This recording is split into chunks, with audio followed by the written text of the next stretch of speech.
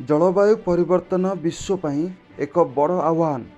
एही कारणरू समग्र विश्व रे लोक माने खराब पाणीपाग एवं अन्यान्य जलवायु संबंधी विपर्यर सम्मुखीन होउछंती।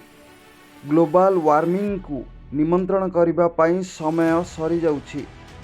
एभली परिस्थिति रे एहार भयंकर परिणाम समय सहित देखाजिब। जदिओ आमे समय देखिबा ପାଇଁ एक घंटा व्यवहार करूँ, किंतु एपरि एक घंटा अछि जहाँ महान विनाश विषय रे सूचना देइथाए। एई घंटार नाम हेउछि जलवायु घंटा बा climate clock.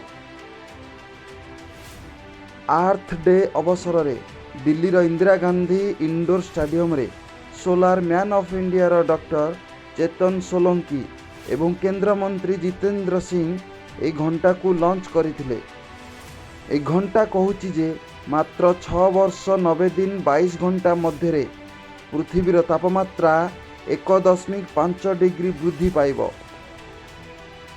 भारतर solar man Solanki कहिसंती जे जनसंख्यार एक बड़ अंश जलवायु परिवर्तनर विपद विषय रे अवगत नुहंती।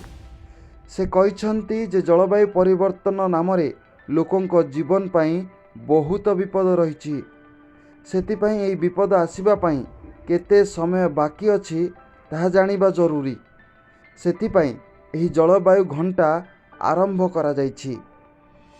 अनुसंधान करुथुबा वैज्ञानिक माने मध्य कहिसंती जे पृथ्वीर तापमात्रा अति द्रुत गति रे बढ़ुछि। निकटरे होइथिबा एक अनुसंधान अनुसार 2030 सुधा तापमात्रा 1.5 डिग्री वृद्धि पाइब।